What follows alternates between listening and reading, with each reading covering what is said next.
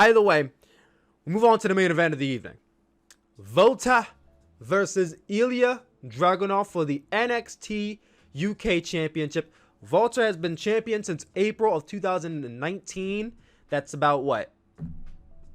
19 months he's been champion. I mean, we just got off of a almost 2-year run for Pete Dunne, and now we're getting an almost 2-year run for Volta. So 1 year-long reign after the other these two are having right here. You're almost expecting Volta to win this match, but at the same time, it's Volta. Volta literally can beat anybody because it's a believable guy.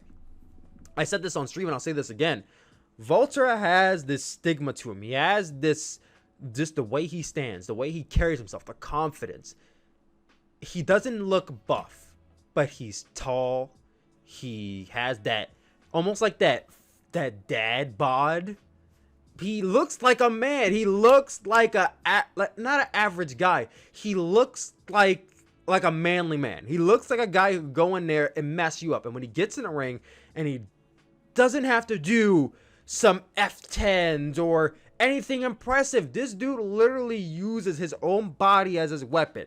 His hands, whether it's a chop or a knife edge chop or a straight up punch, or the way he can use his arms for lariats or his legs to kick.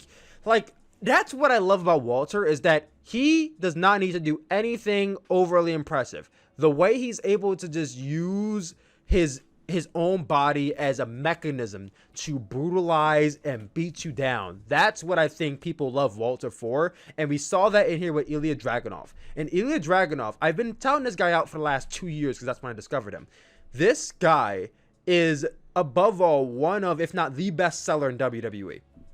When Volta, and I did a counter on my live stream on Twitch, I did a counter of how many chops we saw in this match, evenly distributed. I didn't count either guy's chops individually, but on my chop counter here, I counted 25 total chops in this match.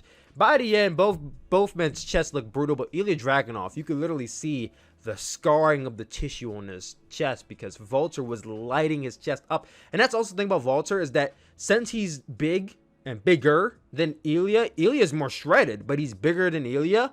When he delivers those chops, you can hear it because he's heavy-handed and it's brutal. And Ilja just has a way of selling it, and it's not too over the top where it looks kind of comical, but it's over the top to the point where it looks more agonizing. He's able to convey with his facial expression that he's going through pain. He is going through everything you would never want to be going through with what Walter is delivering to him.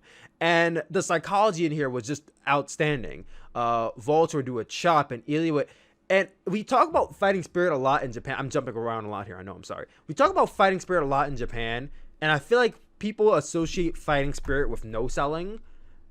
And I saw so much fighting spirit from Ilja Dragunov in this match, and there was no selling. In what I saw here, I didn't see any no selling in this match.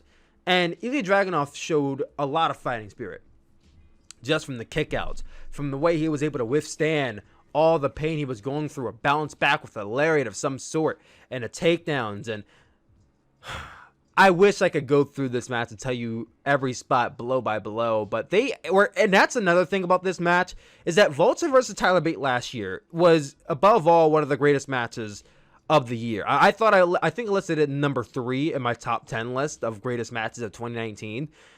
That match I think was like 40 plus minutes. This was either 30 or just under 30, and they accomplished so much in that period of time with nothing but just hard-hitting moves and suplexes. That's all they needed to do, and that's everything the match was. And it was, man, you know, a match is great when you have such a hard time trying to describe it when it was so simple. I really badly want to give you a blow-by-blow representation, but I'm not going to, because I think you should do yourself a favor and go watch this match. I will recommend this match to a non-wrestling fan. I recommend this to a hardcore wrestling fan. I recommend this to a person who has never seen an NXT UK match. This match was just amazing. It was outstanding. Spoiler alert, Volta did win this match. One spot at the end, which was crazy, was he got him on the outside of the ring. He hits this sleeper suplex on the outside. Then he hits an apron powerbomb and gets him in the ring. And I immediately know it's the end. He goes for the powerbomb. hits the now Walter has a very diverse moveset. He can end the match in multiple ways. He can end it with a powerbomb. He can end it with a top rope splash. He can end it with a sleeper hold.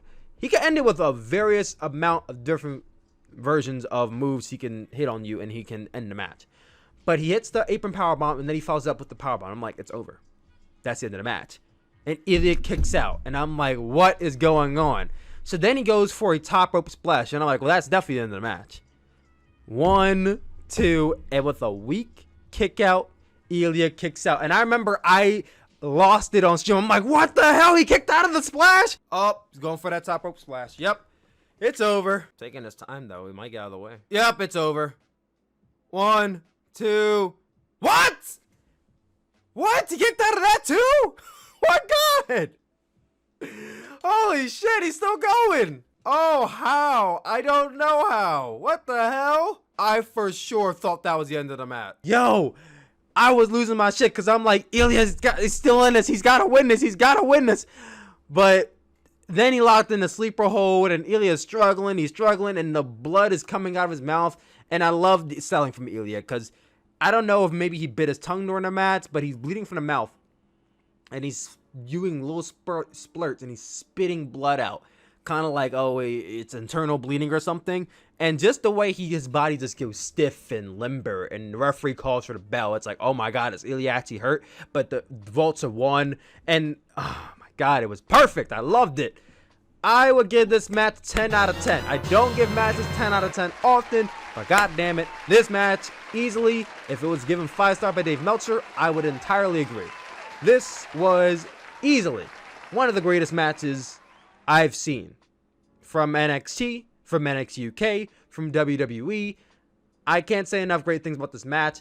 Do yourself a favor and go watch this match. I believe you will love it. And if you're not a fan of Ilja Dragunov now, you should be, because he's that damn great at everything that he does. Walter, you already know how great and outstanding he is, but this is just another page in the book of Walter performances that just stand the test of time for why he should go down as one of the greatest of all time when his career is said and done. I'm just saying he should. Enough dick sucking for NXT UK, I guess.